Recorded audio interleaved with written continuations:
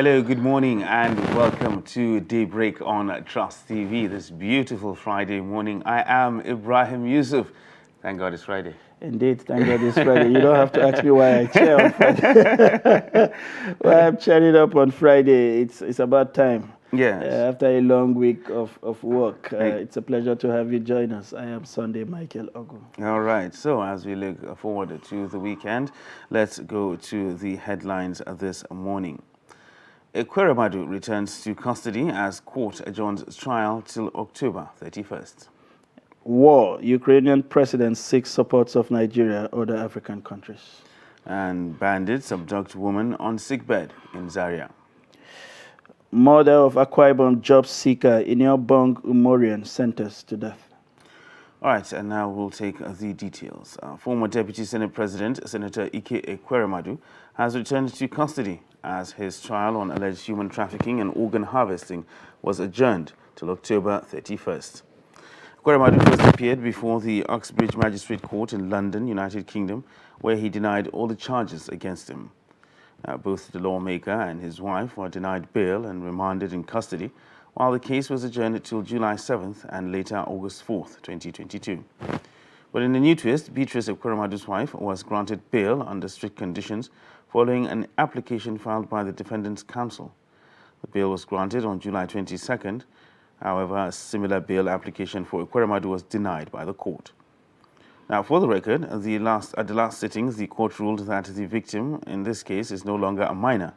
Meanwhile, only Ekweremadu is in custody while his wife has been granted bail. Adamu Bulkachua, Senate Committee Chairman on Foreign Affairs, was in court to show support for Ekweremadu. It's unfortunate that the courts in London are beginning to sound like the Nigerian court with what appears to be a perpetual adjournment. And moving on, the Ukrainian president Volodymyr Zelensky has asked for the support of Nigeria, Cote d'Ivoire, and other African countries amidst lingering war with Russia. In an effort to establish economic relationship with African countries, President Zelensky said he had talked to many African leaders, including those of Nigeria and Cote d'Ivoire. During a digital press conference on Thursday, Zelensky explained that Ukrainian investment in African countries will yield more economic projects, exchange of social values, and food securities to his country and Africa. Zelensky said Ukraine has talked to African leaders in Nigeria, Cote d'Ivoire, and many others and believes they have to establish a better relationship despite the war, adding that Ukraine wants the Committee of African Countries to allow it become guarantors of their food security. Speaking about the possibility of ending the ongoing war, Zelensky said it all depends on when the world would support Ukraine. And bringing it back home, bandits have abducted a woman from a sickbed in Ungwarmalame village at Kakei Zaria local government area of Kaduna State. Now, Ungwarmalame is the nearest community to the famous Zaria Dam, and it's about 1 kilometer away from the Nigerian Television Authority, Zaria. The bandits who arrived at the village around 12 a.m. on Thursday proceeded straight to the residence of Alhaji Shuaibu Dallatu and kidnapped his wife. One of the villagers interviewed said the bandits arrived purposely to kidnap the household, Alhaji Shuaibu Dallatu, because on arrival they asked some young men who sleep in the shop outside of his whereabouts. Meanwhile, Alhaji Dallatu was fully awake attending to his sick wife, overheard the conversation and quickly sneaked out. He further explained that when the bandits could not find the husband, they decided to kidnap the wife despite her sick condition. They bundled her into a waiting car and started shooting into the air as they made their exit. The police public relations officer in Kaduna, Muhammad Jaligi, was not reachable as at the time of filing this report. Another unfortunate incident there. It appears Zaria is becoming a fertile ground for constant prey by these guys. They come in, resisted into the city center, and in this case, picking somebody who is in their need of medical attention. Exactly. You wonder what the condition of that person would be. Exactly. When taken into the wilderness. It is quite unfortunate. It is. And moving on, Justice Bassey Nkanang of the High Court in Akwa Ibom State has sentenced Uduak Frank Akpan, the murderer of a job seeker in Iniobong Umorian, to death. Delivering judgment on Thursday, Justice Nkanang ruled that the convict will die by hanging. He, however, discharged and acquitted the second accused, Frank Akpan, father of the convict, and the third accused, Basi Ewan, sister of the convict. Justice Incan sentenced Akpan to life imprisonment for the case of rape and death by hanging for the case of murder. The deceased, Ms. Imurian, a 26-year-old graduate of philosophy from the University of Uyo and an indigene of Nong Ita Ekot Essen, Orok Anam local government area, was raped, murdered, and buried in a shallow grave by the convict. It was gathered that Uduak Akpan lured the deceased to his family residence at Nong Nkono, Obio village in Uran local government area for a job interview in April 2021 where she was killed. Omorian was an orphan waiting her call-up to the mandatory National Youth Service program before she was murdered. While in court, the convict tried to escape but was caught. Another very unfortunate incident, but I suffice it to say that it is good that this particular murder case, and in fact the one of Halifa in Kano, moved quite swiftly. Yes, exactly. If not for anything, to assuage the kind of mass outcry that besieged, that followed these two incidents. A young man of that age, taking the life of another young person, and burying exactly in a shadow grave is the height. It's quite unfortunate when you see that these are two wasted young lives. You understand? A graduate of philosophy. How better can we get them these days? Exactly. It's quite unfortunate. It's unfortunate.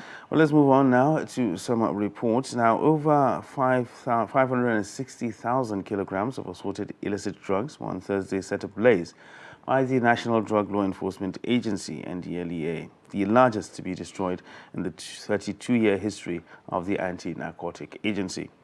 Now, leading top officials of NDLEA, other security agencies, and members of the public in the burning heaps of the illicit drugs. Now, Chairman, Chief Executive of the agency, Brigadier General Muhammad Buba Marwa, retired, said the exercise is a strong message to drug barons and cartels that they'll continue to lose their huge investments in the criminal trade if they fail to back out and look for other legitimate businesses. The report.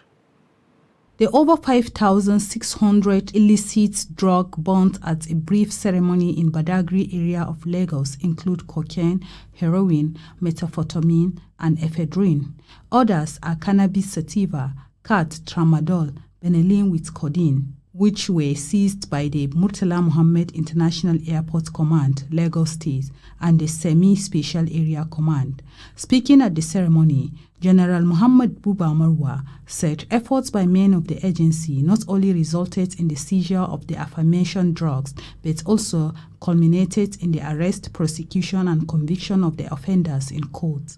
Marwa explained that since January 2021, the agency has arrested over 17,647 drug offenders, of which 2,385 have been convicted in court.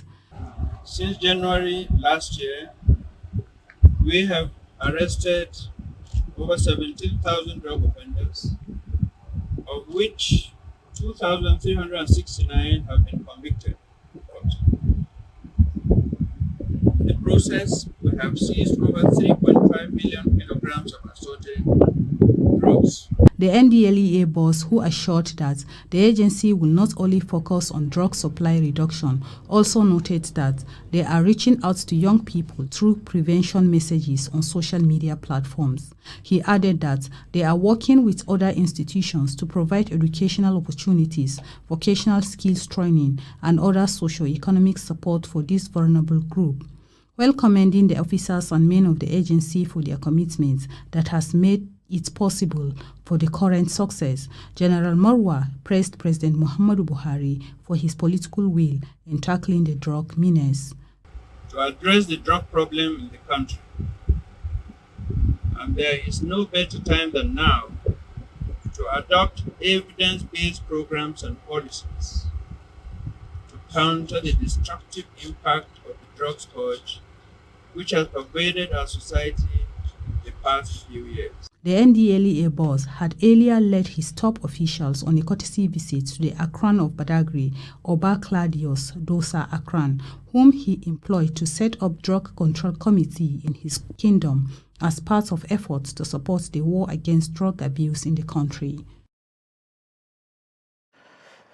Interesting report there coming in from Badagry. Ibrahim, sometimes we get the impression that what we need is not strong persons but strong institutions. But we have often seen in this country that when we get the leadership right, the institution just sort of wake up from its slumbers. Well, we saw that with Dora Akunyili in NDLA. Buba Mariwa, we know his track record. He's now back at the NDLA. Look at those tons of drugs that those would have ended up in the stomachs, actually, of Nigerians, young Nigerians. And look at the kind of high-profile arrests. The case of Kerry is still very fresh in the mind.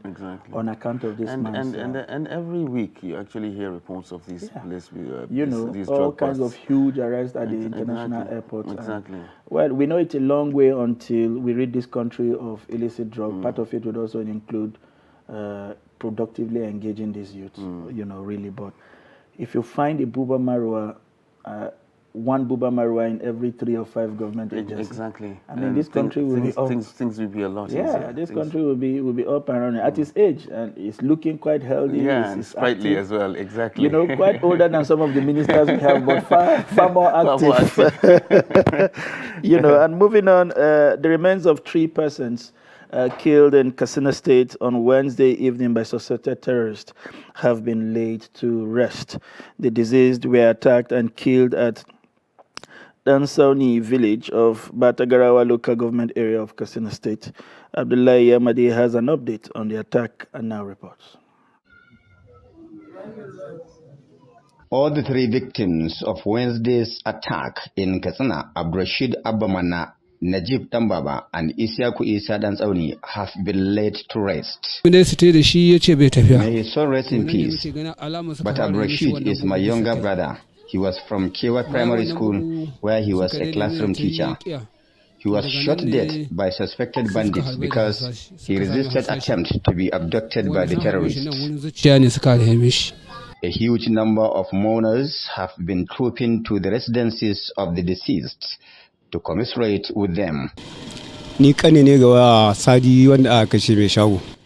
This is the 3rd time my elder brother was attacked. Last year he was attacked twice at Dansauni village. They now attempted to abduct him, but he refused to cooperate. That is why they killed him. Sadly, a large number of people, including women and children who were abducted by the terrorists during the attack, remain in captivity. The terrorists have already started contacting families of the abductees, demanding for ransom. People here are worried that the terrorists were bold enough to launch an attack in a broad daylight. Even worse is that their locations were considered so close to the ancient city of Katsina, and yet the terrorists were not repelled by security operatives. We are seriously worried by the spread of insecurity. Look at it. The terrorists are advancing towards the city of Katsina. From this point, it's just a kilometer to Katsina city, but yet terrorists attacked this place in a broad daylight. Hundreds of people had fled Babaruga, Dansauni and other neighboring villages to Katsina for the fear of another attack. Observers say it looks like security operatives are overwhelmed by incessant terrorist attacks in Katsina. Only recently, a police officer attached to Safana Division was abducted in Duzima, while another police officer just regained his freedom after paying 1 million naira as ransom. Also Wednesday night, the terrorists riding on over 30 motorcycles attacked Natsinta village and abducted over 12 people. Natsinta village is not more than 500 meters away from 35 Battalion of the Nigerian Army Natsinta Barracks, Katsina. Many people are losing hope in government's capacity to protect them from the terrorist attacks. Several calls and text messages put through to Public Relations Officer Katsina State Command SP Gambo Isa were not responded to. Abdullahi Ismayamadi, Trust Television News, Katsina. Well, quite disheartening report there. Indeed. Every day I wake up, if there's anything I dread, is starting my day with a story like this. And unfortunately, that's what you get has become every day. A daily part of our reality. You want to be happy, you look forward to positive news so that you can cheer yourself. But this is the reality of countrymen. Unfortunately. For no fault of theirs. Exactly. For the simple fact that they are Nigerians, and as fate would have it, they were procreated in that part of the world. Exactly. They had not gone to look for trouble. They are just going about their daily living. And when you look at it, these people are just trying to make a living. Just living day by day. For me and you who were born in anything, like a city, even with the amount they pay for ransom, we would not want to spend the night. Exactly. But unfortunately... What more can they do? That's the thing. What more can they do? Well, it's quite unfortunate, and we do hope things get better in the near future. Now, moving on to education now. The Kaduna State University chapter of the Academic Staff Union of Universities, ASU, has rejected the resumption of academic activities in the institution. Now, the union says no examination is taking place. Contrary to management's earlier announcement, the students have already resumed writing exams. The report. Academic activities at the Kaduna State University has paralyzed for months due to the lingering ASU strike. Earlier this week, the management of Kaduna State University announced the resumption of academic activities in the school for the students to write their exams. You can go around and see if it were a ghost that are invigilating the exams. The academic staff, you can interview them. The truth of the matter is that we have gotten about 80% support. If you had come here yesterday, you will have seen letters of lecturers who have resigned from the union. They said they are no longer members of the union. They are tired of the inconsistent behavior of the union, because the local issues that they're supposed to table before government, they have not done that. During a media chat, the visitor of the university and Kaduna State Governor Nasiru El-Rufai threatened to sack ASU members if they refuse to resume academic activities. Dr. Peter Adamu is the ASU chairman at Kaduna State University, and he says the strike is still ongoing as none of their members supervise the examination the school management said is ongoing, adding that they are not afraid of the sack threats. This thing is actually negotiated for everybody, because at the moment, I can tell you that this strike that we are in right now is for the benefit of this same university. Because after this strike, I'm sure this university will get a lot of money, and projects will be placed everywhere in this university. So while if someone say that it's a strike, when they are also direct beneficiary, actually we are not bothered, because we know we are in a democratic setting where we are being governed under rules and regulations. There are procedures. So we're not worried, because we know even if that will happen, there must be some procedures that must be followed. Few students are back in the school. However, no academic activity is taking place. Some of the students expressed dismay over the lingering situation in the university. When we got the information that we should resume back school and just come and write exams, we were not really happy about it, because especially students in 400 level, you've not finished most of your syllabus and then they will just call you a graduate. So the whole thing is not making sense, whereby you just graduate halfway. Actually, us, the student of Kaduna State University, we feel very bad about the resumption, because the management told us to resume school, and we resume school and there's nothing going on. Actually, they fixed exam for us and we are not writing it. Will the members of ASU resume to avoid the sack by the visitor of university and governor of Kaduna State, Nasiru El-Rufai? Time will provide the answer. Interesting reports there from Kaduna. Kaduna is a paradox. It's both an interesting city to keep an eye on. Quite interesting.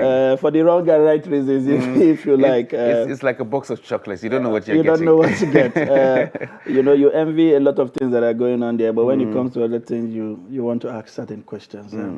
But Kaduna is certainly a state of interest for most Nigerians, or even people who had anything to do with that, but especially because it's the capital of the Northwest, if not the North, if you like. Exactly.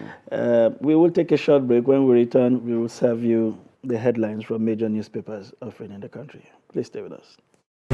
But in a situation where you find that a look at the same, not necessarily tribal or regional. But I have said that.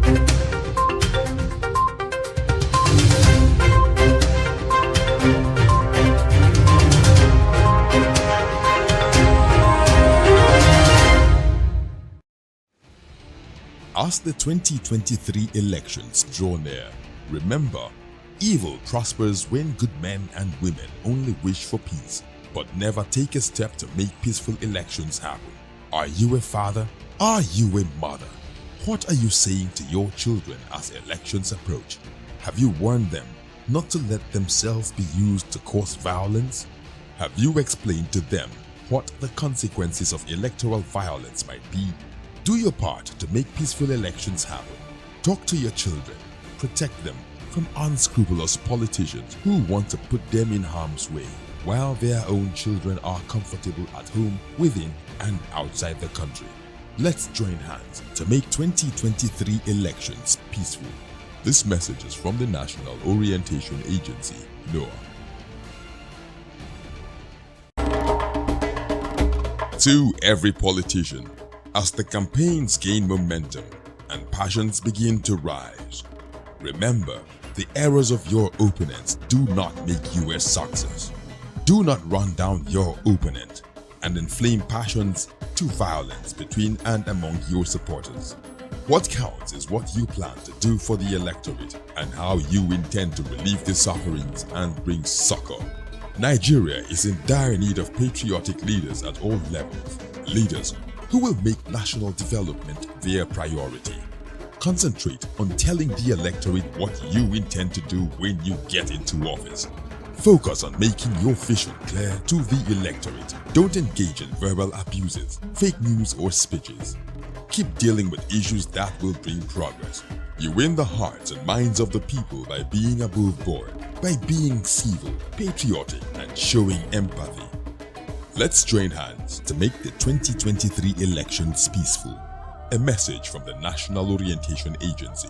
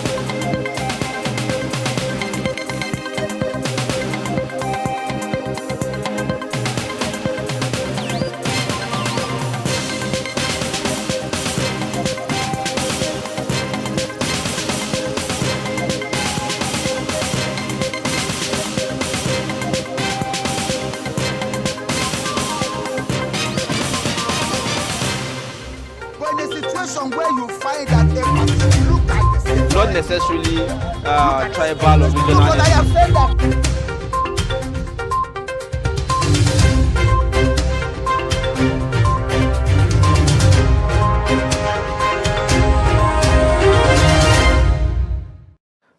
Welcome back. If you're just joining us, it's Daybreak on Trust Television. It's that segment again where we serve you what the newspaper headlines have on the various offerings this morning. And as usual, we start with the Daily Trust. The Daily Trust today has a very unique offering with some graphic representation. And the major headline here is Oshibajo to the military.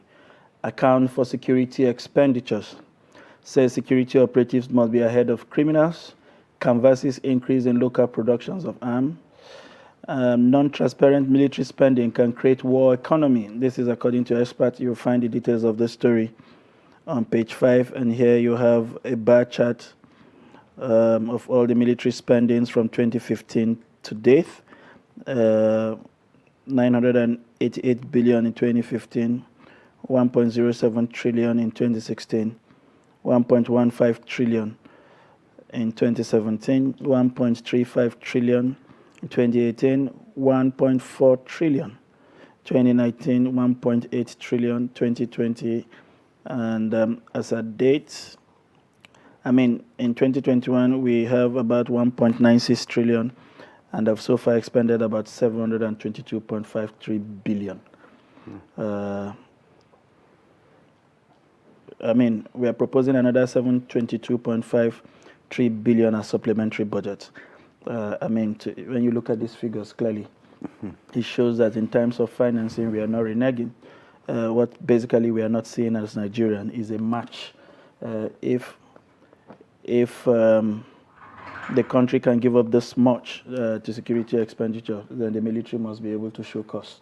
I doubt if the terrorists can match a quarter of this expenditure. But the amount of terror that we seem to be witnessing, It does appear that every time we raise the budget, the terror guys of their own game.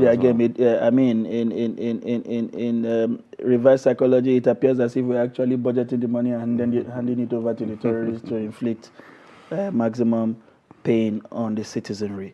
Moving on, you have another major story here as a belt. Speculators count losses as Naira gains 70 Naira to the dollar in 3 days. You'll find the details of that story on page 18. Son kills dad for marrying second wife in Suleja. What a way to protest. ASU strike, Kaduna Varsity insists on resumption, lecturers adamant. And FG to Google, deny IPOB access to your platforms. And moving on below the name marks, Lalong unveiled as APC presidential campaign DG. You'll find the details of that on page 25. Atiku Wike meets, agree to resolve differences. That you'll find on page 25 also. And 8 years after raising $20 million for Safe School Initiative, FG unveils new plan. These are the major stories on the front page of Daily Trust. Well, the next newspaper we're going to be looking at is the Punch newspaper, and it carries this major headline on the front page.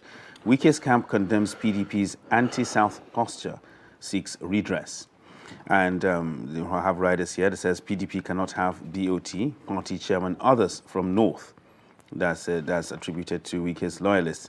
And ours is a democratic party. We adhere to our constitution, says the PDP spokesman. Lamido backs Atiku, Wike's reconciliation. Wike's men demand equity, justice. Well, that is the major headline on the front page of the Punch newspaper. Akwa Ibom job seekers killer to die by hanging. Another headline on the front page of the Punch. Details there on page 11. And right at the bottom of the page there, Kwara pupil hangs self for failing exam. Well, that's one way to go. Lagos policemen, sheriffs invade house, destroy 500 million naira worth of property. Details of that on page 5 and 6. And more states to procure AK-47 as insecurity worsens. Well, to find out how and why those AK-47s are going to be procured and where they're going to end up, and you check the front page of the Punch newspaper. On top of the masthead, we have a headline here. We won't allow Lawan block Buhari's impeachment, says Senator. And federal government to generate 160 billion naira from coal and data tax. Now coming back to politics, Tinubu Shetima, Babachir biting finger that fed him, says Shitu. Details of that can be found on page 7. And talking about the economy, World Bank commits $8.5 billion to Nigeria, falls 6.7 trillion naira subsidy. And that is on page 19. Well, those are the major headlines on the front page of the Punch newspaper this morning. And moving on to This Nigeria newspaper this morning, we have as the major headline, alleged organ harvesting. Ekwere Madu's trouble continues to remain in custody till October 31st. Men trial commences 2023. That's huge. And you have a picture there of the president flanked by the national president or chairman of the APC, Adamu, and to his left, the presidential aspirant of the party, Asiwaju Ahmed Bola Tinubu, and the vice presidential candidate, Kashim Shettima, as well as Governor Lalong, who we understand Is the campaign DG? Is the campaign DG. Right there when I think he was unveiled to the president at the State House. We have other headlines. Osun 2022. Oyetola heads to tribunal, challenges Adeleke's victory. Another servants, insecurity. We will remove Lawan if he blocks us from impeaching President Buhari, says Senator Fadahunsi. You find that on page 12. And ex-IGP Tafa Balogun dies 4 days to 75th birthday. Right beside the name marks there, we have PDP crisis. At last, Atiku Wike meets 2 months after post-primary BRICS bath. Party optimistic, it's the first step to reconciliation. And we have a belt there that reads, drama in court as killer of Akwa Ibom job seeker attempts to escape after death sentence. Interesting. I mean, you can take a life, but you don't want to face the consequences of his action. Amazing. That's the major offerings on the front page of this Nigeria. The next newspaper we're looking at is Nigeria News Direct, and it carries this major headline on the front page. Insecurity, major shakeup in Nigeria Air Force as CAS charges commanders to intensify fight against terrorists. And another headline on the front page of News Direct is a political one. Osun Guba election. PDP APC battle over plans to challenge Adeleke's victory at tribunal. Lagos State Government seeks stakeholders' collaboration in Ehingbeti Lagos Economic Summit in 2022. West African operators, regulators brainstorm in Lagos on responsible lottery gaming culture. And right above the masthead there, Oyebanji hails Federal High Court ruling on his candidacy. Dangote Cement consumer promo produces 3 millionaires in Ibadan. And INEC projects 95 million voters for 2023 general elections. Well, that and Femi Adesina's column is actually on the back page of Nigerian News Direct. These are the major headlines on the front page of the Nigerian News Direct newspaper this morning. And away from politics and all other servings, we take Business Day newspaper. The major headline on Business Day newspaper reads, Hotel rebounds to pre-pandemic levels. Interesting times. Interesting times. Interesting times. Interesting times indeed. You know, rising cost, inflation seems muting second half. I think this is expected in the face of rising inflation and all. It has other servants as Nigeria at war under absence commander-in-chief. Well, is he absent? It's not gone anywhere. All right. Moving on, solar eludes electricity-starved Nigerians on FX crisis. Interesting. Explainer, airlines trapped funds and the effects on travels. And you find that story on page 2. Nigeria, Algeria, Egypt offer Europe alternative to Russian gas.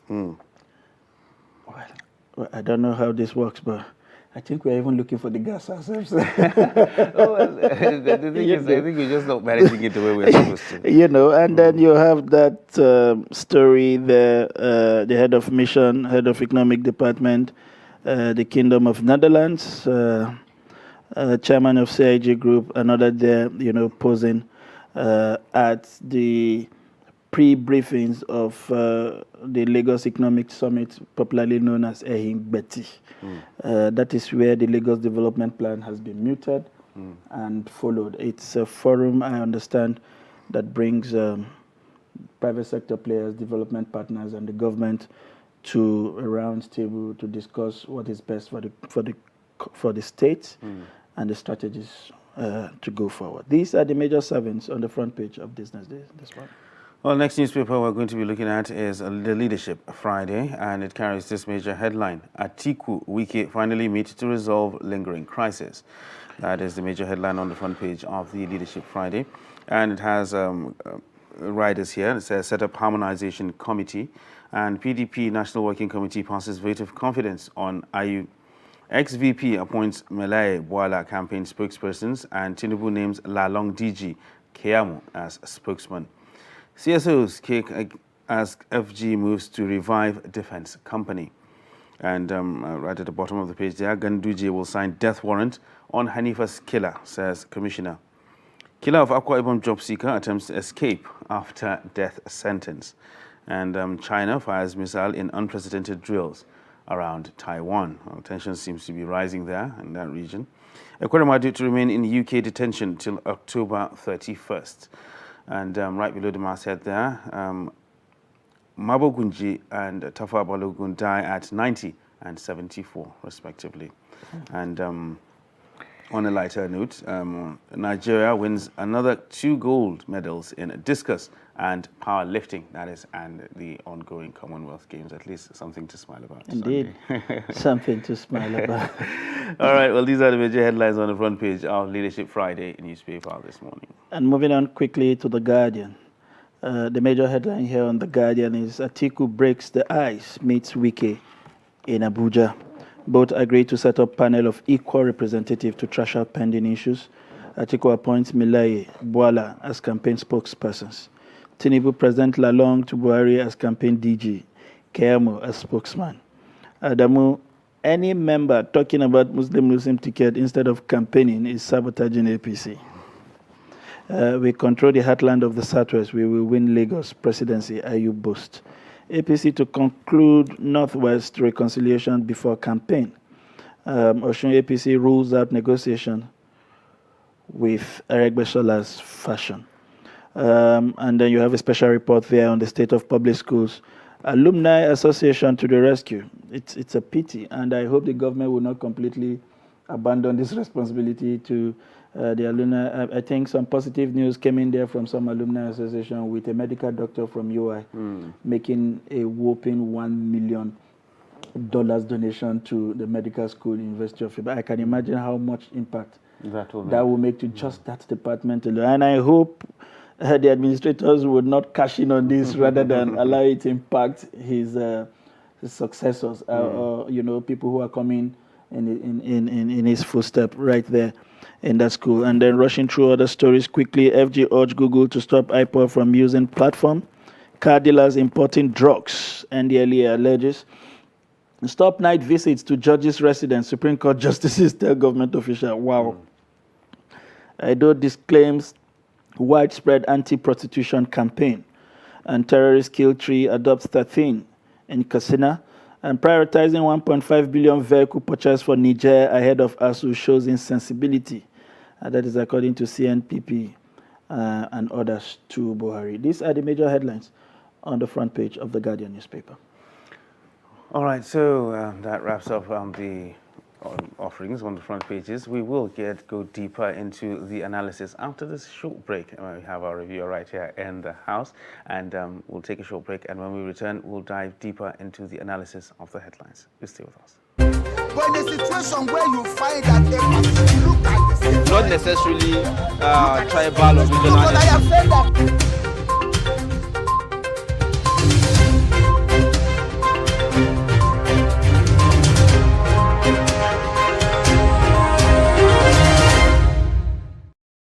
Welcome back. It's still Daybreak on Trust TV, and of course we're looking at the front pages of the newspapers this morning. And right here in the studio we have a regular guest, a friend of the house, co-anchor in some cases. We have Nuruddin Abdullah, the editor, 21st Century Chronicle. Good morning. Good morning. Thank you. Yes, always a pleasure to have you here. My pleasure. All right, let's go straight into the analysis of the headlines. We've seen a breakdown of spendings on defense, on security, and we had the vice president asking the security agencies or the military to account for the security expenditure that has been expended. We've seen how, look at the infographics, they're showing how the progression and how much we keep on spending on security, and they're asked to account for it. There's this popular saying in the north is that when you tell a dog that they're having a party in his house, he'll say, "Let's see it on the ground." Mm-hmm. Are we seeing it on the ground? Okay, the answer is no. Mm-hmm. And like we have been saying even here that The problem actually is not the budgeting. Funds are the problem based on the annual expenditure by the military. You know, in the last 6 years or 7 years of the Buhari's administration, it started with some billions. But I think just for the first year, 2015, but the figures snowballed into trillions. And unlike, let's say, the budget for Ministry of Agri or Education, the military's budget, the security budget, is almost 100% released. They have releases almost running into 100%. You understand? It is not that you have an allocation on paper, but you know, at the end of the day, you end up having maybe only 40% of the budget to be released. The vice president, I think he has summarized the problem. Accountability. And that is what President Buhari, that's where he's reneging, you understand? You give assignment to people, but you don't hold them accountable. You only talk. You understand? So the problem is not, you remember the army chief before, the current one, he was summoned by the members of the National Assembly. And what did he tell them? They asked him, where are the monies? And even the National Security Advisor, who should know, who is sitting atop the security superstructure, was saying that yes, monies were budgeted, but there are no weapons, were not procured. Remember the later General Tahir was being angry at this. He said, no, I'm here less than 3 months. All these trillions in making, you know who appropriated them. They are around. But the irony is this. And like he said, some people were there for 6 years. They appropriated these trillions on security. They killed Abu Bakr Shekau, the terrorist kingpin, more than 7 times. But what happened? These people, after nationwide protests and condemnations, were finally sacked. But they were quickly rewarded again. They are now ambassadors. So General Tahir was angry. He said, these same people were here. You gave them standing ovation. You didn't ask them how they appropriated these billions and trillions, and now you're disturbing me. Ibn Munguno, the NSA. He said, yes, billions, trillions were approved, released, but with nothing to show for it on ground. And the feelers from the front line is, up till now, these weapons are not there. So but the president is just sitting. It simply means that we are just, it's a draining pipe. There is a big hole at the end of it. You are just, in Hausa we call it regia, you understand? You are just putting the, so that's the problem. What Osibanjo said is the right thing. Yes, you have been given weapons. Why is it that, why all these ambushes? Generals are being killed. Senior military officers are being killed. So, Nuruddin, listening to you, I get the feel, for instance, that the military accounts to nobody. In the government cycles, when there is a feel of misapplication, misappropriation, or what have you, there's some kind of audit. The office of the Auditor General is there to say, okay, when you are done spending all the appropriations that we give to you, let us see the receipts. Let us see how you retired them. They take stocks. They do fiscal audit. At the end of the day, provide governments with what they think is an independent audit or verification of the claims, supposed claims. before them of how these appropriations were made. Who audits the military? Is it that we just basically give them money in good faith and assume that because they are on khakis, it is presumed that they will do the right thing with this money? Is there no way of holding these people to account? It has to do with the political leadership. The political leadership must abstract itself from the system. There is a vicious cycle of corruption. Not only the military, they have civilians, political holders, who are their collaborators. Maybe you're talking about fiscal audit. Maybe by the time Buhari's administration elapses, next year by May, we will have another arms prop committee, and we'll be told how the trillions were stolen. But that is wrong. It should be.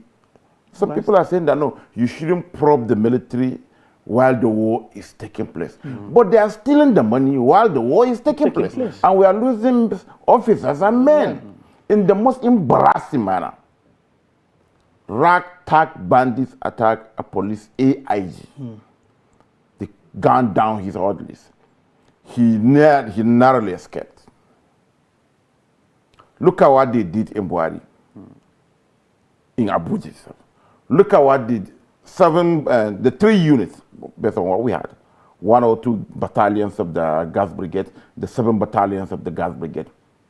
Look at how they killed 2 officers, young officers, a captain and a lieutenant, and some other military personnel. Look at the embarrassing thing they did in Kuje. So what we're saying here is that they should be held into account. We don't want stories. And look at it, and another thing, that is the role of the media. Some people will find it difficult. No, we should not. When you call for probity, they will quickly say, okay, you are unpatriotic. The problem is this: we assume they are the most patriotic. No, we all have roles. In fact, from independence to death, look at content analyzed. I'm not talking those who were indicted, even convicted. They are military officers. They are the most corrupt. And the war, it has become a corruption industry now. And that's why, things are happening that even a layman can answer what is really happening. The president has released the trillions. Our brothers, sisters, uncles are being failed by bandits, by ragtag bandits and terrorists. Why? Before we leave this issue to the next one, it's unfortunate because, Nuruddin, you recall how many times we have had to sing live Senate proceedings in the U.S. calling war generals, service chiefs to public hearing, open public hearing, not these closed door sessions they hold with this general and they come out.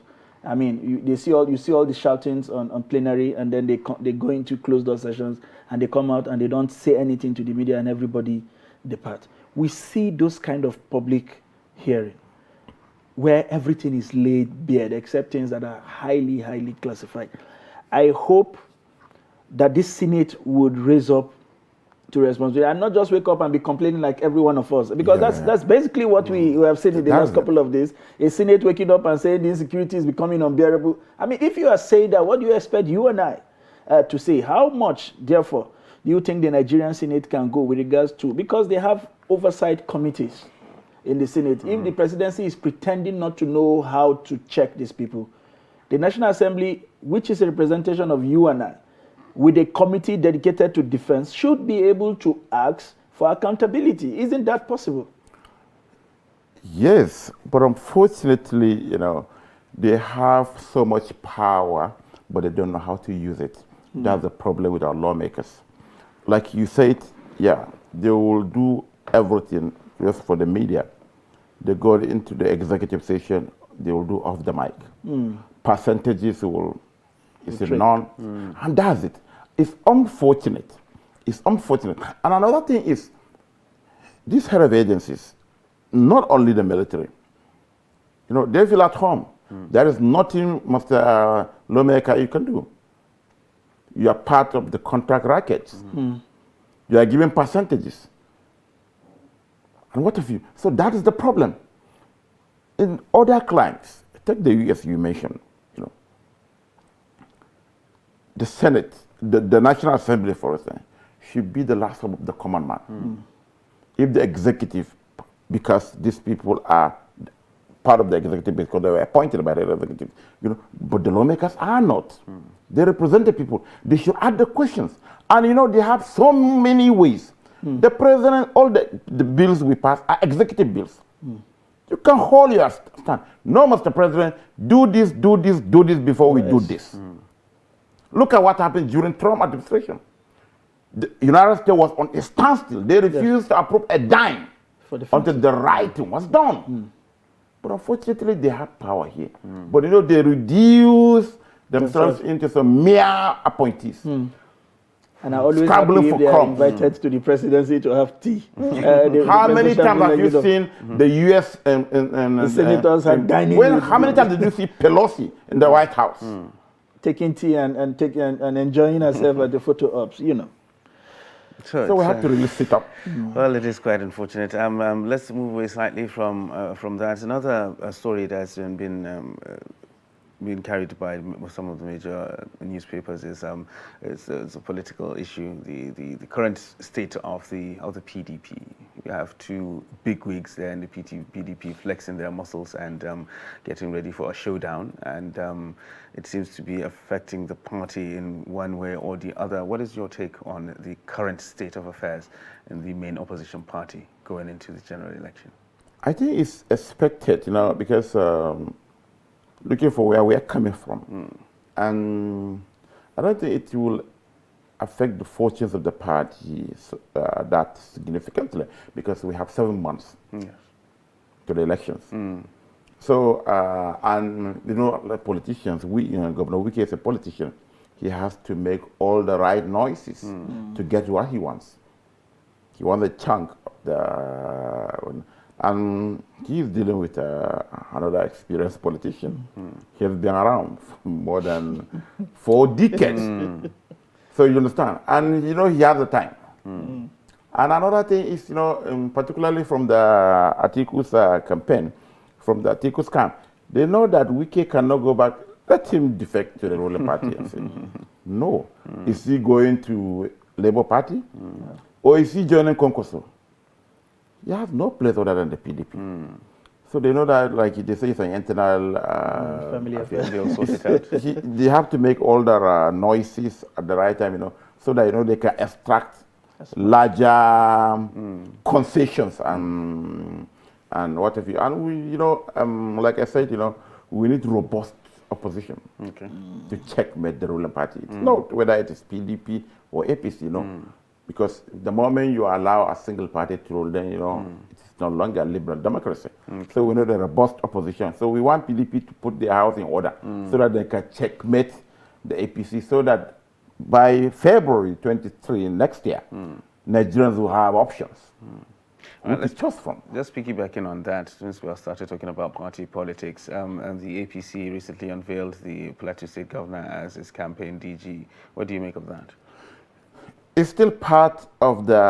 Because a lot of people believe that there were other people that make more noise than the particular person that was selected. It is. The party campaign, actually, somebody that is proactive, somebody with very intelligent. But Erufai was to be, but it will.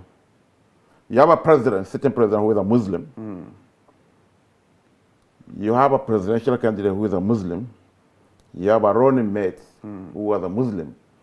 You have a party leader who was a Muslim, and now the head of the campaign. Doesn't it feel like they are already reacting to it? They're already reacting to attack. That's it.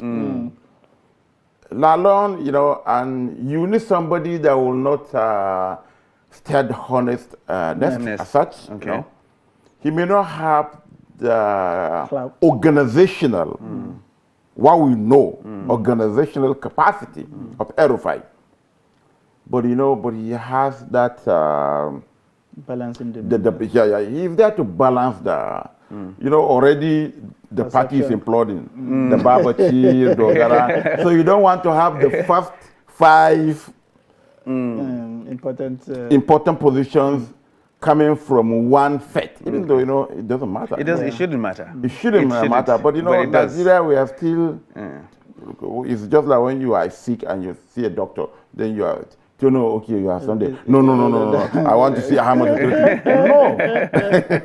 But unfortunately, we are still stuck at that. So they have to do that balancing, particularly to deflate to de-escalate the rising tension. The rising. My worry, as well as that of other Nigerians, really is, and I had the same worry too when refining was being tutored, was the fact that these are governors of states that are precarious. You would think that their attention would be needed more. And in the face of this campaign, having been somebody who has traveled deeply with these campaigns, you would think that a lot of distractions will come to the governors jumping from one place. It basically would mean they would even have to abandon their state. How does this... And he's also the chairman of the Northern Governors Forum. How do you juggle all of this? The campaign will start next month, right? Yeah. Bye-bye to governance. Until what after comes the to politics. That is it. Whether we like it or not. Majority of them will just, because they are not, they are outgoing. They are looking at the future. Where should I be after May 29 next year? So, you have to take yourself to where you are even not invited. You have to spend money on this, make all the right noises, so that after leaving office, they have spent almost 8 years now. So what else after 29 May next year? So, you have to be following the campaign trail so that by May 29 you'll be appointed as a minister. You secure your retirement plan. That is it. So now, they are just preparing their retirement. What they have done in the past is better, but anything... It's gone. To your 10 to talking about retirement, this is how we will retire this particular segment of the newspaper review on Daybreak this morning. Nuruddin Abdullah, is a very, very big pleasure always to have you on the show and to get all these interesting perspectives and insights. Thank you very much for coming. Most welcome. Thank you. All right, we'll take a short break right now, and when we return, the show continues. Do stay with us.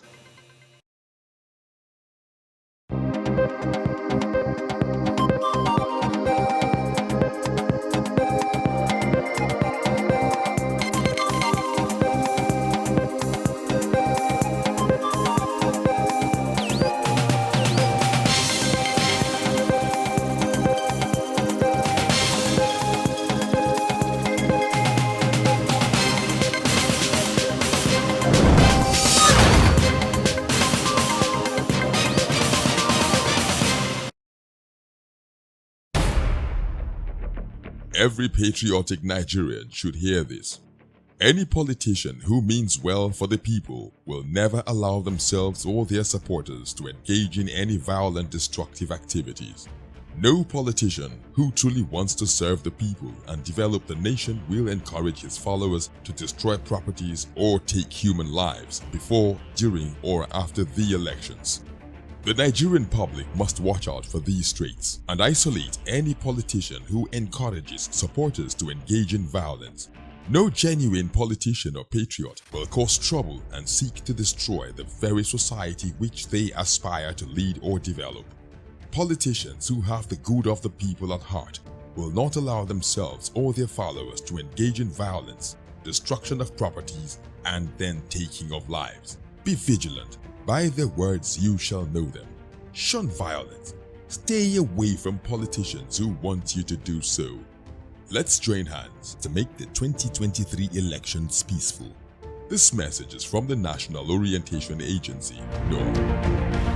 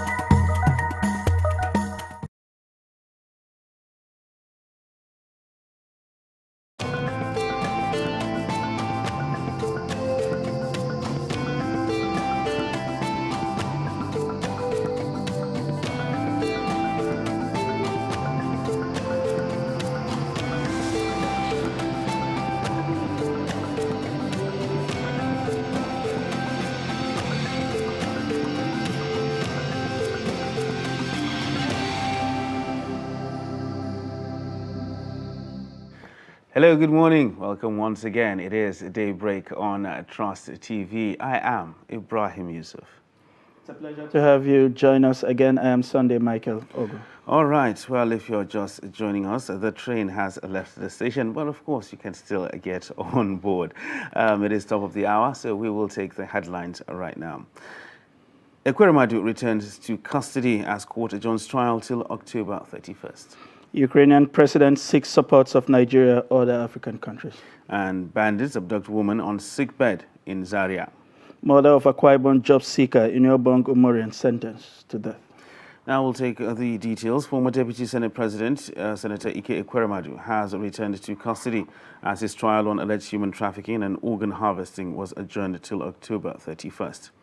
Ekweremadu first appeared before the Uxbridge Magistrate Court in London, where he denied all charges against him. Both the lawmaker and his wife were denied bail and remanded in custody, while the case was adjourned till July 7th and later August 4th, 2022. But in a twist, Beatrice, Ekweremadu's wife, was granted bail under strict conditions following an application filed by the defendant's counsel. The bail was granted on July 22, 2022. However, a similar bail application for Ekweremadu was denied by the court. Now, for the record, at the last sitting, the court ruled that the victim in this case is no longer a minor. Meanwhile, only Ekweremadu is in custody while his wife has been granted bail. Adamu Bulkachua, Senate Committee Chairman on Foreign Affairs, was in court to show support for Ekweremadu. Moving on, Ukrainian President Vladimir Zelensky has asked for the support of Nigeria, Cote d'Ivoire, and other African countries amidst the lingering war with Russia.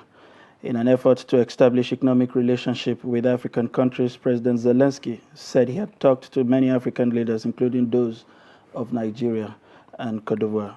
During a digital press conference on Thursday, Zelensky explains that the Ukrainian investment in African countries will yield more economic security and exchange of social values to his country and Africa.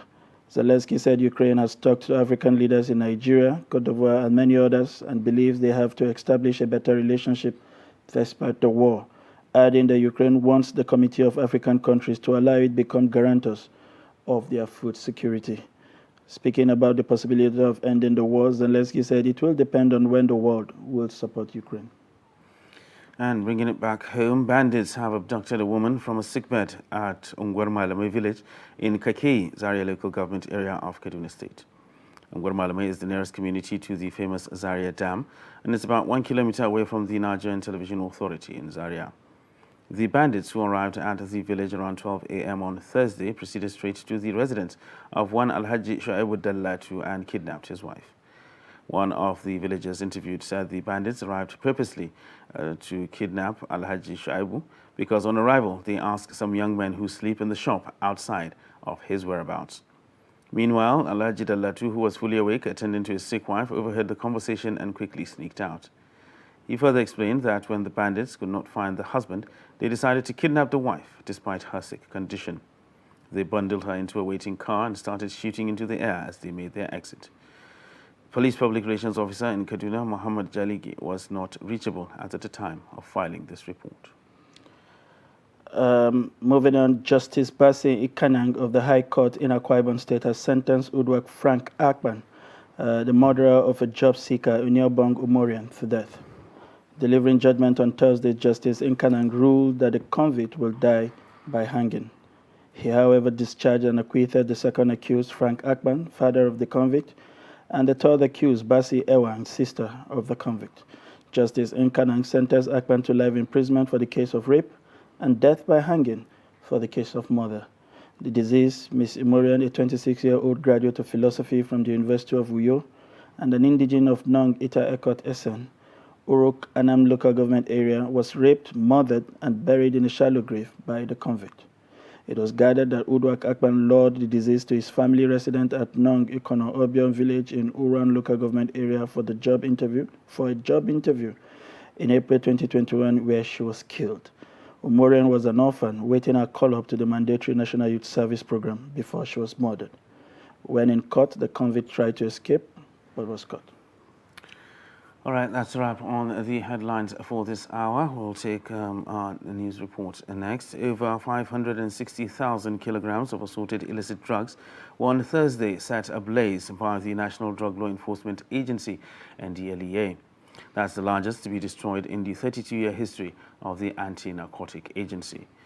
Leading top officials of NDLEA, other security agencies and members of the public witnessed the burning of the illicit drugs.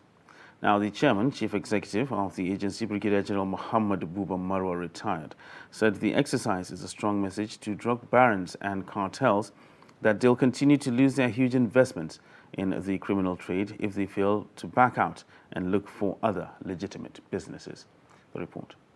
The over 5,600 illicit drug burnt at a brief ceremony in Badagry area of Lagos include cocaine, heroin, methamphetamine, and ephedrine. Others are cannabis sativa, cat, tramadol, benylin with codeine, which were seized by the Murtala Muhammed International Airport Command, Lagos State, and the Semi-Special Area Command. Speaking at the ceremony, General Muhammad Buba Marwa said efforts by men of the agency not only resulted in the seizure of the aforementioned drugs, but also culminated in the arrest, prosecution, and conviction of the offenders in court. Marwa explained that since January 2021, the agency has arrested over 17,647 drug offenders, of which 2,385 have been convicted in court. Since January last year, we have arrested over 17,000 drug offenders, of which 2,369 have been convicted.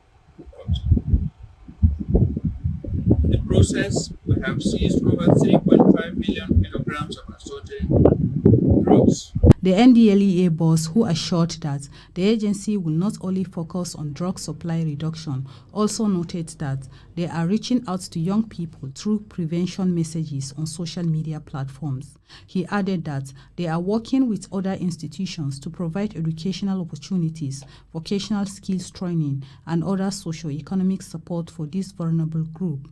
While commending the officers and men of the agency for their commitment that has made it possible for the current success, General Marwa praised President Muhammadu Buhari for his political will in tackling the drug menace. To address the drug problem in the country, and there is no better time than now to adopt evidence-based programs and policies to counter the destructive impact of the drug scourge which has pervaded our society the past few years. The NDLEA boss had earlier led his top officials on a courtesy visit to the Akran of Badagry, Oba Claudius Dosa Akran, whom he employed to set up drug control committee in his kingdom as part of efforts to support the war against drug abuse in the country. There you go. The remains of 3 persons killed in Katsina State on Wednesday evening by suspected terrorists have been laid to rest. The deceased were attacked and killed at Dansauni village of Batagarawa local government area of Katsina State. Abdullahi Yamadi has an update on the attack and now reports. All the 3 victims of Wednesday's attack in Katsina, Abdurrashid Abamana, Najib Tambaba, and Isiaku Isa Dansauni have been laid to rest. May his soul rest in peace. But Abdurrashid is my younger brother. He was from Kewa Primary School, where he was a classroom teacher. He was shot dead by suspected bandits because he resisted attempt to be abducted by the terrorists. A huge number of mourners have been trooping to the residences of the deceased to commiserate with them.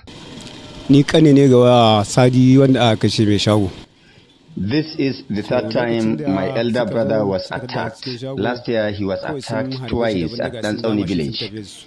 They now attempted to abduct him, but he refused to cooperate. That is why they killed him.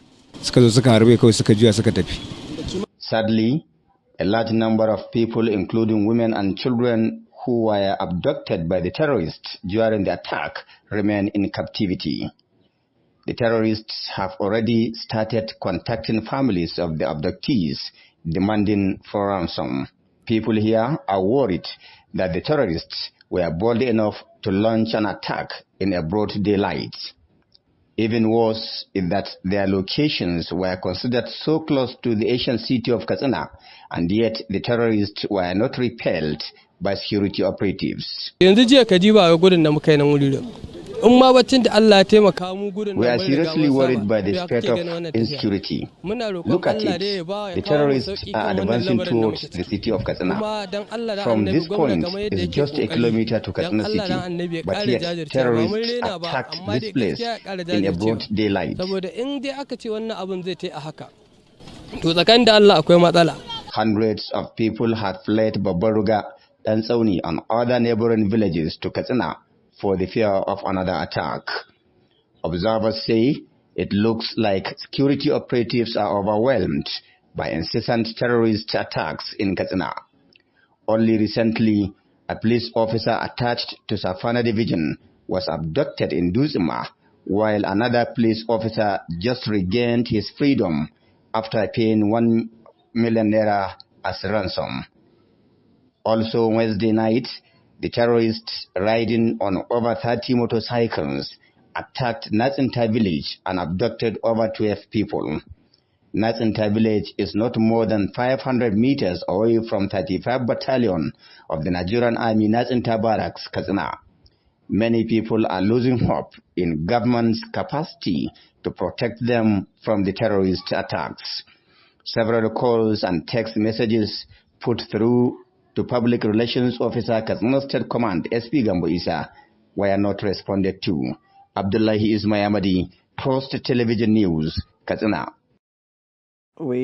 That's a wrap on our report this morning on a sad note, but the reality of countrymen in Katsina. We will take a short breather. When we return, our first discussion comes up. Please stay with us.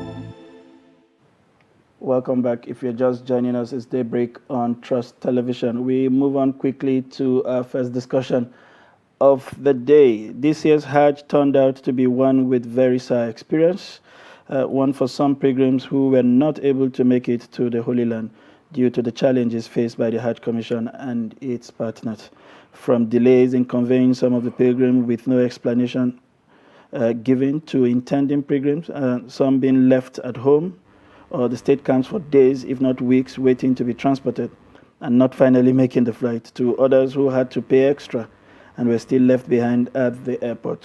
Many are now demanding an explanation and even a refund. Let's take a look at some of the videos of the aggrieved pilgrims who voiced out their anger to the Hajj Commission.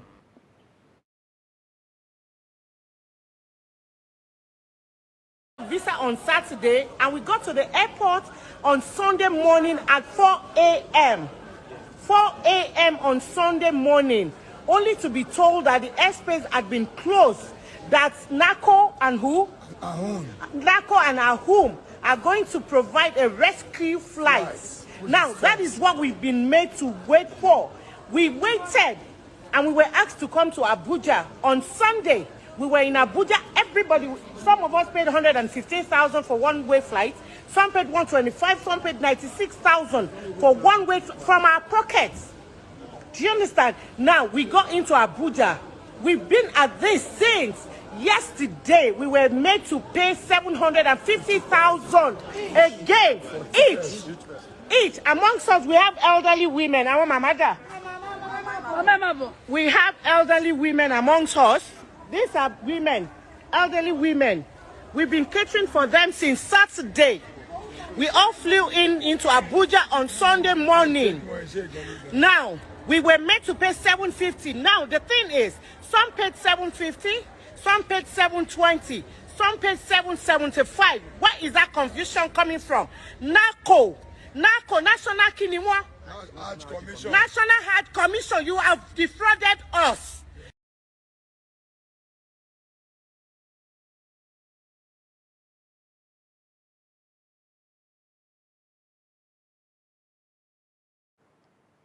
Very sad tales there of Nigerians and the various experiences they had ahead of this year's Hajj.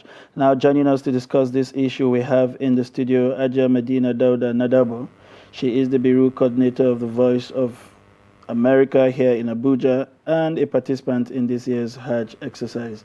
Aja, it's a pleasure to have you join us. Good morning. Thank you. I so much for inviting me. I said earlier on a clip that somebody was ageless, but I think you are the real definition of ageless. And we also have still with us in the studio a veteran Hajj participant, if you like, and a member of the Hajj Reporters Association, and the editor of 21st Century Chronicle, Nuruddin Abdullah. It's a pleasure to still have you stay with us. Good morning, thank you. Staying in the studio with us has become a regular exercise. Little wonder why Ibrahim That's said why I refer to him as co-host. It's a pleasure to have you join us. Thank you. Ajay, you were fortunate to have made it. Yes. I'm not sure what your pre-Hajj experience were with regards to securing your flight and your visa. But can you take us through what the experience were for you? And of course, I'm sure because of your instincts as a journalist, you would have paid attention to all of those Nigerians who went through hell wanting to be part of this year's Hajj. Please share with us. That's $1 million question, actually. Well, the truth of the matter is I was supposed to have traveled long before the end of flights, but we kept hoping that we'd be called upon to travel, only for me to get a text message one early morning at 6 a.m. that I should be at the airport at 8 a.m. And I was wondering what other people would have gone through, those who went to Hajj, even though it was a bit slow, the process. But in my investigation, I found out that the National Hajj Commission of Nigeria was actually waiting for instructions from Saudi Arabia to start the Hajj process proper. And that instruction didn't come in good time until way after Ramadan. And between Ramadan and Hajj takes like 2 months and a half. I may not be a spokesperson for Hajj Commission, but the truth is what we saw showed us that there was so much break in communication between the Saudi authorities and Nigeria as to when the Hajj is going to start proper. Because as you know, 2020 there was no Hajj, 2021 there was no Hajj because of the corona scourge. So, but the truth is all blames will go to NACON. Because NACON is the National Hajj Commission of Nigeria, and it is the supervising agency that looks after all the states' pilgrims board, the tour operators, and many others.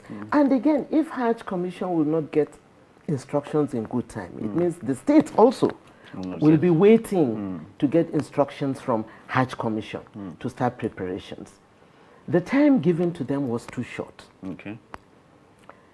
Not up to 3 months to organize a Hajj that had 43,008 pilgrims that were supposed to, perform the Hajj from Nigeria. So the process became very slow.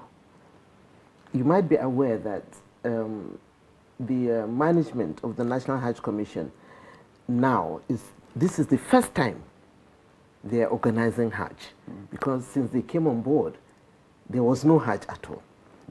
So they were not actually given the ample time to organize this Hajj.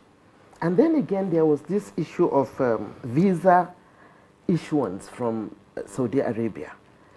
I found out that Saudi Arabia opened a new portal to be issuing visas, and that new portal became too slow from the former process that they used to know.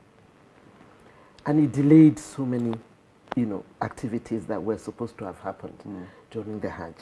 Well, we managed. We went to Hajj, and I would say partly it is very, very successful for a Hajj Commission that is organizing Hajj for the first time after, not having Hajj at all for 2 years, which means there were no much activities in the National Hajj Commission to do with Hajj for 2 years plus. Okay. Oh, Nuruddin, let me come to you. Hajj has made a strong case for the Hajj Commission, even though she did categorically state that she is not a spokesperson for the Hajj Commission. And from Hajj rustiness to inexperience to a breakdown of communication with Saudi Arabia, and of course visa issues and technicalities and whatnot. But from your own perspective, because we analyzed this Hajj issue during when the process was ongoing here, do you think there was something the Hajj Commission could have done better to mitigate these problems? Okay, they haven't heard from Saudi Arabia. Could they have been more proactive, maybe, in putting some things in place before then, or even reaching out to get that information? Is there anything they could have done better? Yes, because I think the problem principally is not that of timing. Nigeria is not the only participating countries. Although we are among the first 10, we call them the first 10 Hajj countries. We're talking about Iran, Turkey, Indonesia, Malaysia, India, Pakistan, Egypt, and what few. Yes. So if you look at, I think they have 2 years to prepare for this Hajj. That's what all other countries did. I remember before Ramadan, independent Hajj reporters had a cause to issue a statement saying that Hajj may likely happen this year. This is what the Tambuk Hajj is one of the largest organized public-private sector Hajj in Malaysia, is doing. They have simulated the scenarios. They didn't just stay back and wait for instructions from the Saudi authorities. Again, NACON is constitutionally mandated to supervise, to regulate Hajj and Umrah industry in Nigeria. Their principal function should be pilgrim-centric, protecting the pilgrim. Pilgrim is their main focus. But if you look at it, when they came on board in 2019, they were doing other things. They will reduce Hajj costs. I remember I saw it was on the VOA, or the BBC, the operation, the commissioner operation, saying that perhaps Hajj is only 5 days. They thought that all the accomplishments Nigeria recorded in the last 10 years just happened by chance. No. It was thorough planning, thorough hypothesis. Okay, they were given short notice. They said that they will reduce the Hajj fare. After Corona, I remember, but do you know when we released that statement, do you know what they said? They said we are being hyperactive. We say, no, this is what country A, B, C have done so far. But there is no single communication between you and your states. And tour operators who own the pilgrims. Are you waiting? Are you going to do this in 1 day? No. In fact, what we did was we calculated the cost. I say, well, these are the costs that will be added to the main Hajj cost. Because we say from last year, when only the Saudis performed, residents of Saudi and Saudi citizens performed Hajj, this is what they paid. And this incidental cost will be added to even foreign pilgrims. They didn't do anything. So, before you go on with those thoughts, listening to you, I get the impression that the new executive sort of cut off completely from the previous ones. Because if not, government is supposed to be a container. If at every point in time you meet a scenario that is difficult for you to navigate, that is why you have ex officios. You should have been able to fall back on that reservoir to say, we know you also went through storms like this. How did you navigate? That's on the one hand. We also have ambassadors. When issues become bigger than the National Hajj Commission, you should be able to escalate to the government, who can interface directly. We've seen those kind of mediations from government, a last-minute approach that sort of expanded capacity to evacuate as much as possible. Were there those kind of efforts in the few days? Because we saw extensions were granted, but even with the extensions, it does appear that not much happened within those periods. How much of escalations did we see or interventions from government? Politics. Unfortunately, the new management of NAHACOM, when they came, for 10 years, pilgrims were not left behind like it happened this year. Pilgrims didn't need to protest at the King Abdulaziz Airport in Jeddah before they yelped it back. There were no fights about food in Mecca or Mashair. You understand? But they thought that all this thing happened by chance. Even the accommodations, go to Medina. If you perform Hajj before 2010, you will see what I'm talking about. The type of cars we use, rickety, downfall vehicles. But now they're all air conditioned. If you go to Medina, we are in those days. In 2006, when I performed Hajj, I only perform at the Grand Mosque, morning prayer and evening prayers. I can't go for Zuhur and Asr because of the scorching sun and the long distance. But now Nigerian pilgrims live around Markaziyah. You understand? All these things they took that it happened by accident. No.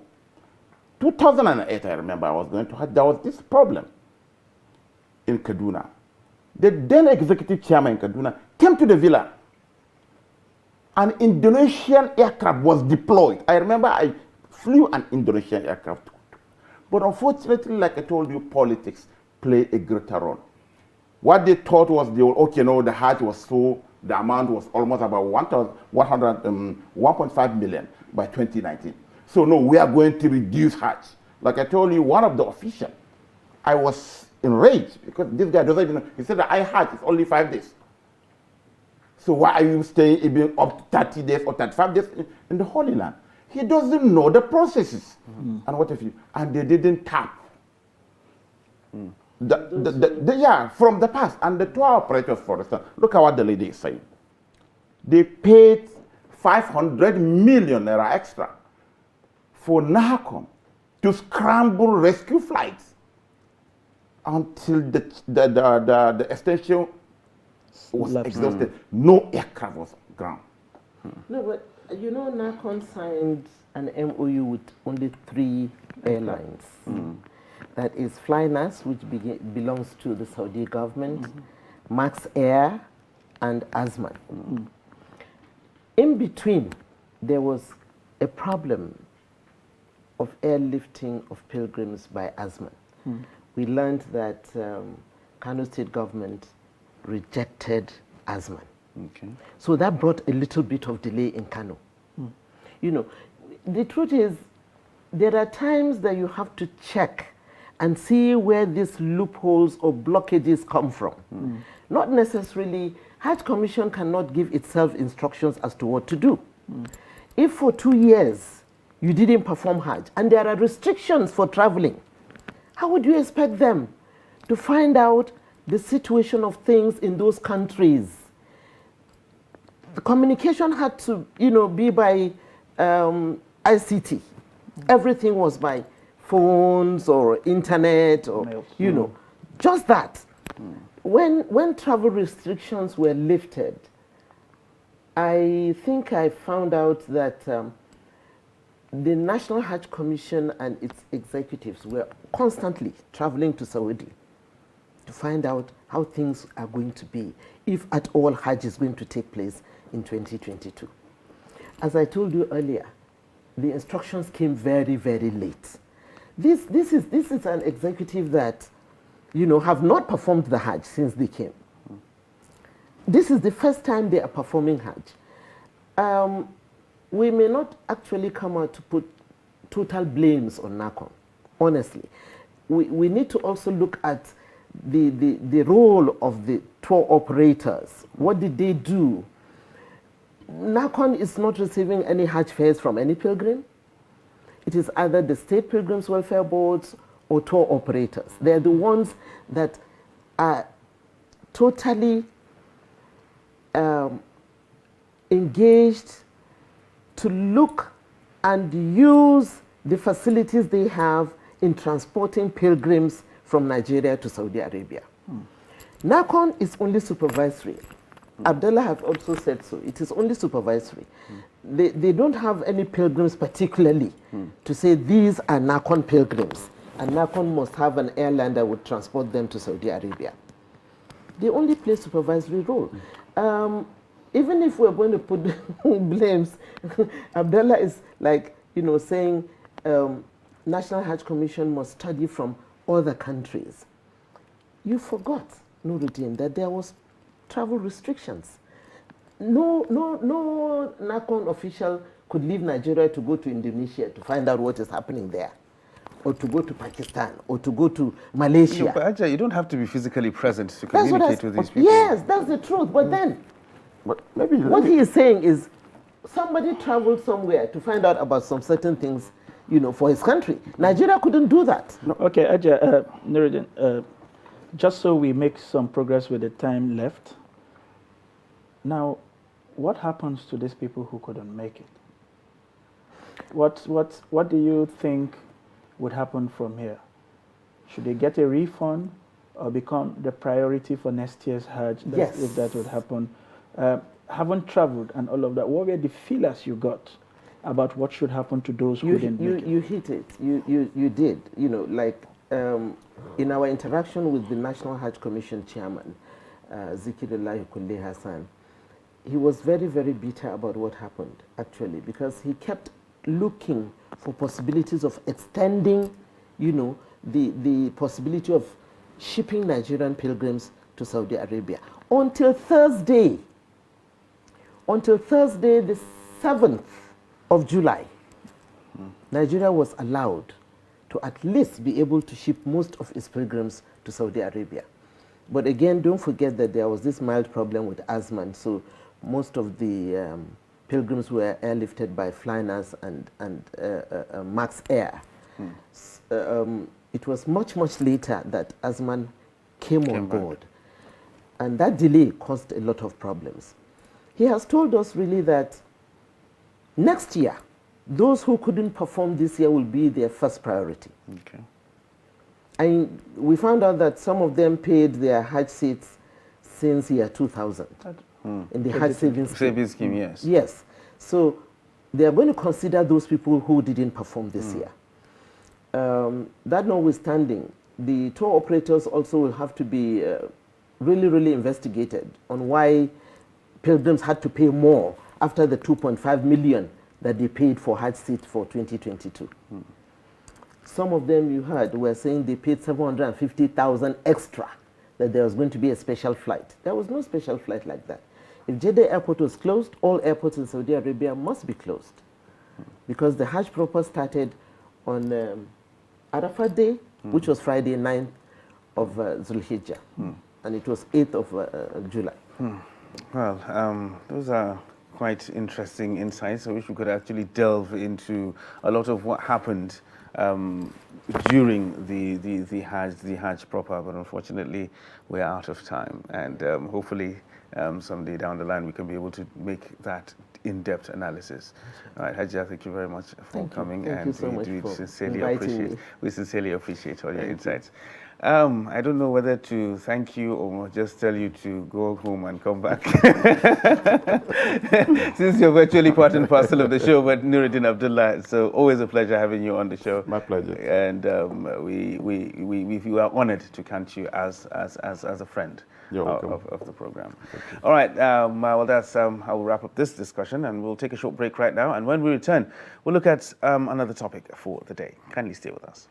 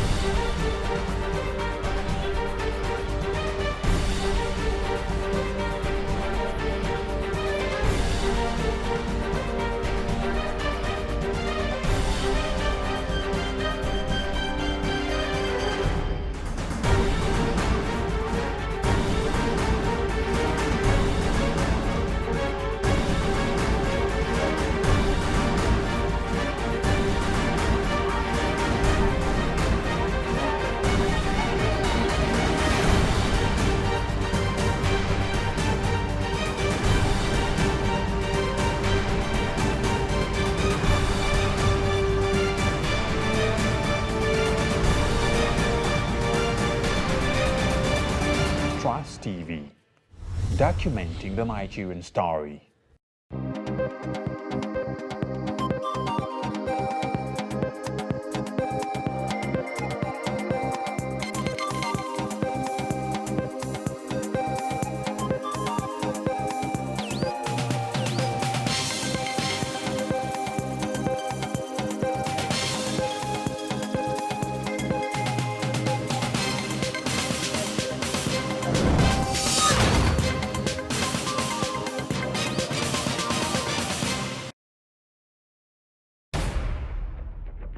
Every patriotic Nigerian should hear this. Any politician who means well for the people will never allow themselves or their supporters to engage in any violent, destructive activities. No politician who truly wants to serve the people and develop the nation will encourage his followers to destroy properties or take human lives before, during, or after the elections. The Nigerian public must watch out for these traits and isolate any politician who encourages supporters to engage in violence. No genuine politician or patriot will cause trouble and seek to destroy the very society which they aspire to lead or develop.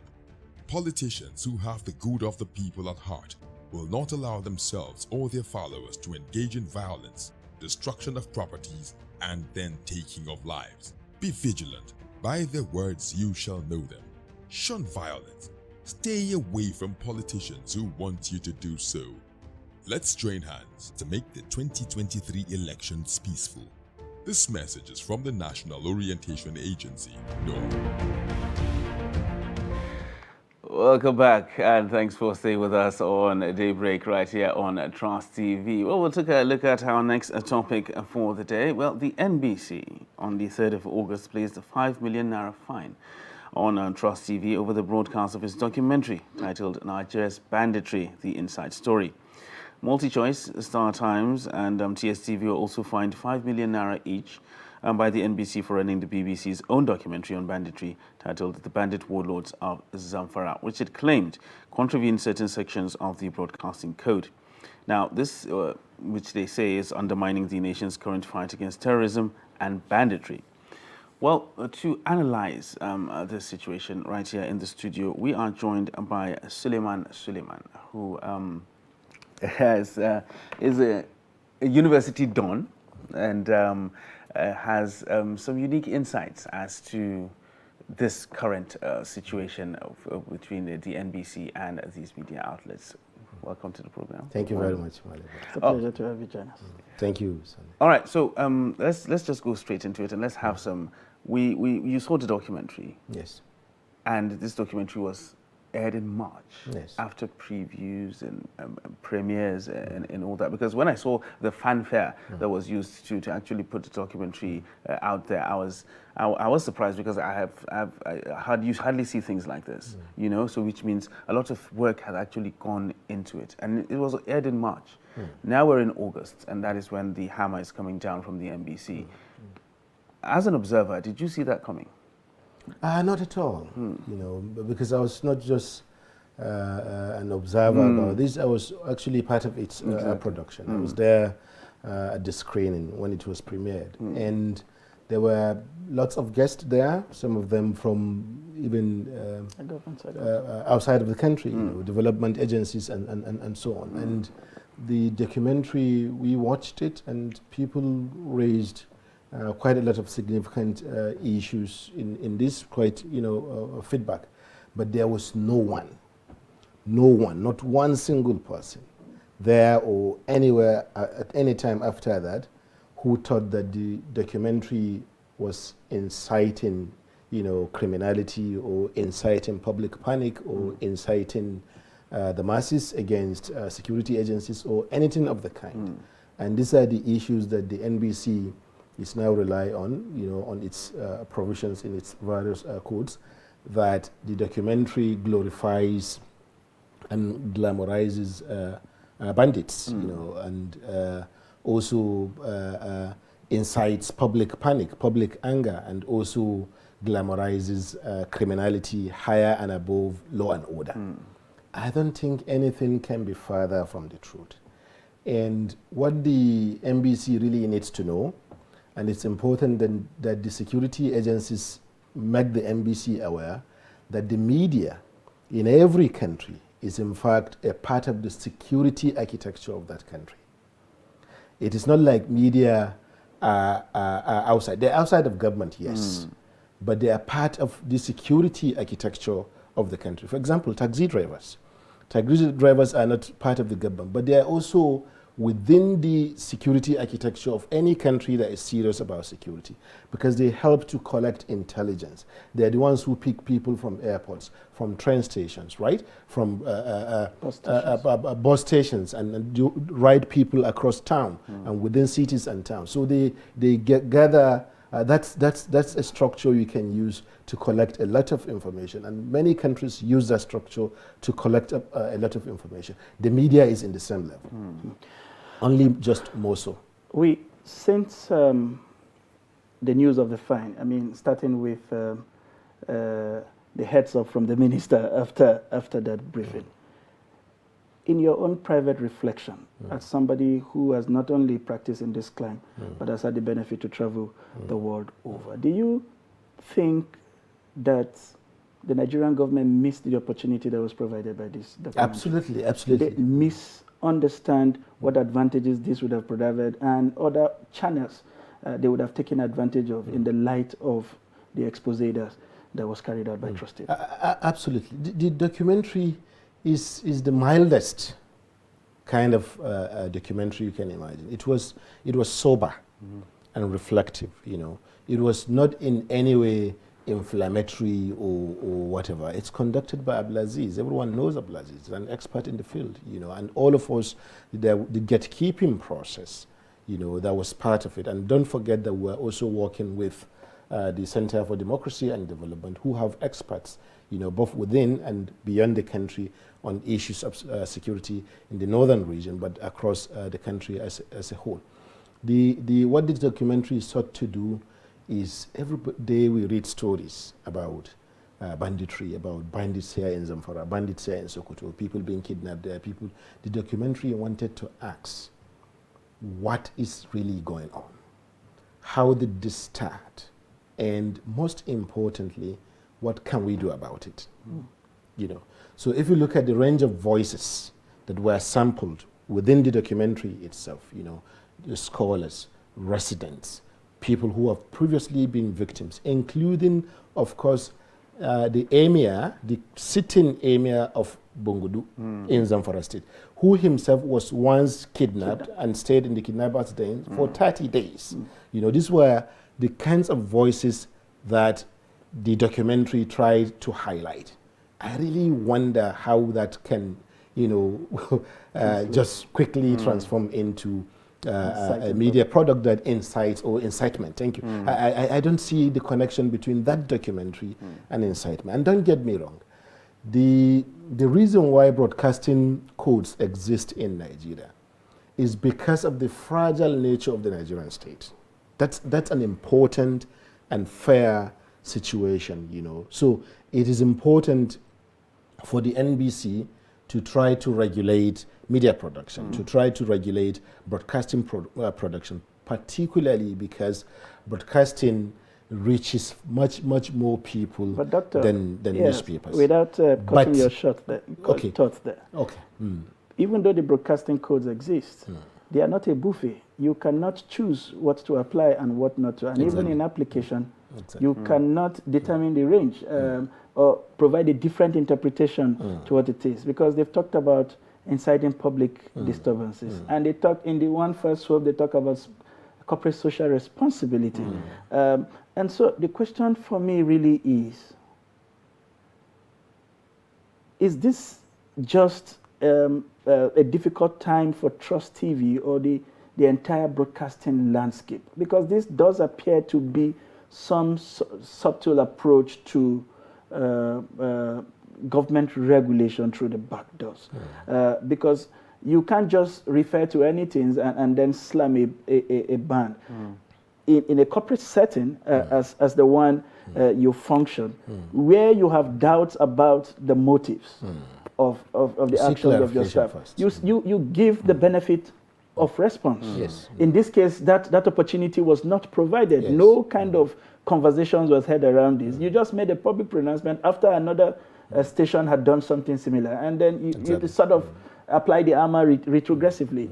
What does this whole thing portend for the practice of journalism in Nigeria? Two things. First of all, the difficult times you were talking about, it's a difficult time not for broadcasting organizations, not for Trust TV or the Trust Media Group, but for the government and the security agencies. They're dealing with situations that they have been ill-prepared to deal with, and which, unfortunately, because they've been going on for a while, they have not really raised themselves to be prepared to deal with. And because these things keep happening, you know, whether you broadcast it or not, Nigerians know they happen. People know that in the various communities, people get kidnapped, people get abducted, people get killed, you know, properties get destroyed. These things are happening. And government is at a loss how to address them. My feeling, and I'm speaking entirely as Suleiman here, my feeling is that they're looking for a straw man, someone to hold on to and then push the, you know, kind. Sort of give it won't solve the problem really, because what they need to do, where they need to see Daily Trust and Trust TV and all the other media group, is to see us as partners, actually, which we have been.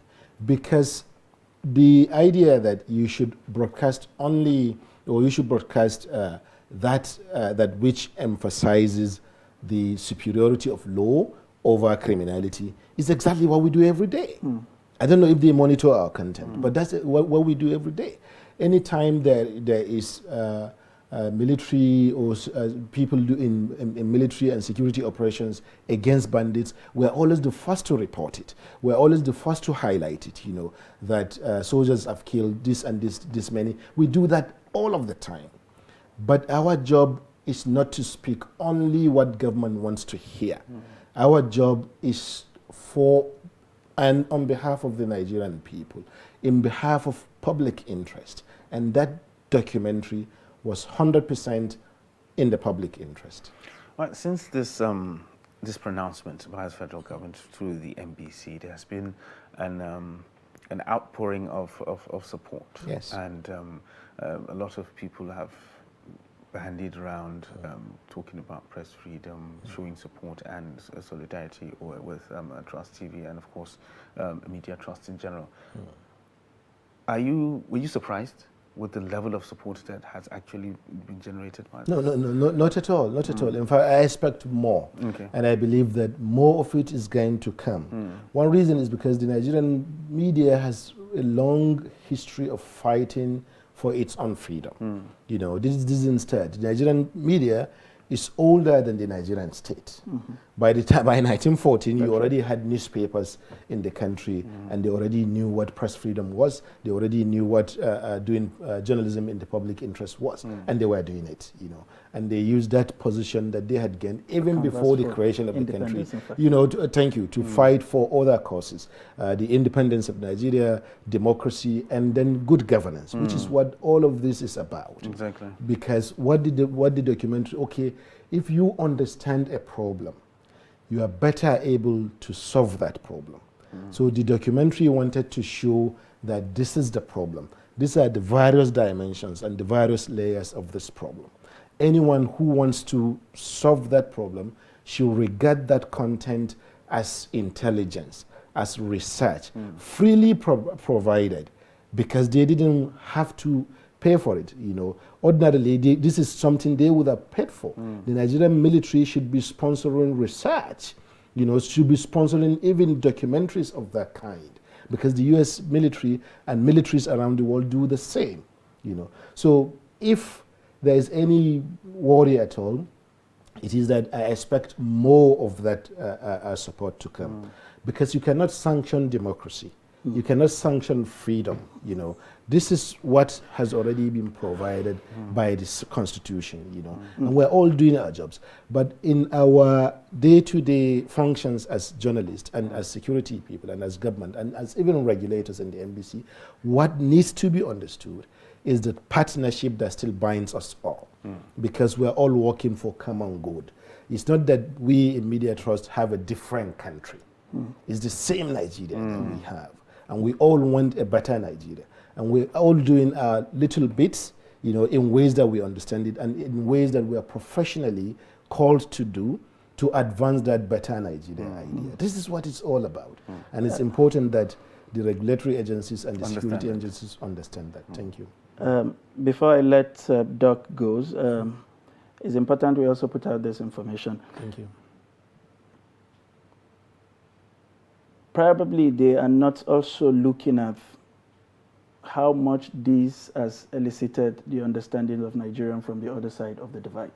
So every time we talk about these trillions budgeted for security in the North, it sort of feels like money going to waste. Now people are putting a face to this budget, understanding the precarious situation of the people on this other side and what we really need to do. Sometimes the argument is that we need to in fact double the budgeting to these areas to be able to nip this in the bud. But you said something very instructive, and I would like you to expand on that as your closing remarks. The need for the military to own the narrative. And the fact that the media is there as partners to enable them on this narrative. Because sometimes you are even begging them to give you information to tell their side of the story. How much of opportunities exist, you know, for the military architecture, you know, to take advantage of the media and see them as partners in progress to advance this whole fight for a safer Nigeria? Thank you very much. Very important question. If you read this blockbuster CIA novels, you know, and so on, one of the things you learn quickly is that intelligence officers and security organizations, both within those that operate within a country and those that operate across the country, for example, Nigeria's National Intelligence Agency or the DSS, you know, and military intelligence and all, the first source for intelligence about the security of a country is the media. So CIA intelligence officers or intelligence officers of all kinds of organizations, the first thing they do is to survey the news to see what yes, you know. So that brings them in close contact with media people, with media organizations, you know. And in many cases, many countries understand the power and the reach that the media can have, you know. For example, how many officers do you have in the Nigerian army? How many officers do you? They cannot be a match for all the journalists in this country. They cannot be a match for the distribution of these journalists across various points in the country. You know, so you have people in small locations where your reach as a security outfit cannot reach. And these people have a medium that reaches everyone, including yourself. And then they gather information about things and publish that, you know, in ways that are professionally determined, you know. So you make use of this as part of your intelligence architecture, security architecture, as you said. So my understanding and my appeal this time around, because what this is all about is that we all want a better Nigeria. You know, I was shocked about fines. What happens to discussion first? The NBC invites the leadership, you know, what were your motivations for this? And they hear from us. You understand? You know, that's what a democratic organization, even one that is trying to regulate practitioners in the field, that's what they would do. Invite us. What are your motivations? What are these behind this? Have you looked at these scenes in the documentary? Don't you think? And then we will answer. You know, and if they are not satisfied with our answers, then they can take it to a different level. And chances are that if they had done that under that friendly and collegial environment of people who are partners, because we are indeed partners, and it's important for all those concerned to understand this. Thank you very much, Doc. I will have to Thank you. Hold you there. Every session with a Doctor of Communication, it's a masterclass, I can assure you. Thank you. It's been a pleasure to have you in the studio, shed more light on this conversation. I think with the incidents of the last few days, the media narrative, you know, it has opened up a new chapter of conversation, I'm sure, that will go beyond this shores on how the media can partner security agencies to advance the cause of a nation. Thank you. It's been a pleasure having you on the show this morning from the start to this point. We hope you have a delightful day ahead, of course, staying with Trust TV. And if you had missed any segment, you can look up our social media handles from Facebook to YouTube to catch up on all the interesting aspects of this conversation this morning. I am Sunday Michael Ogu. See you again next week. All right, it's nice having you here on Daybreak this morning. I am Ibrahim Yusuf. Enjoy the rest of your day.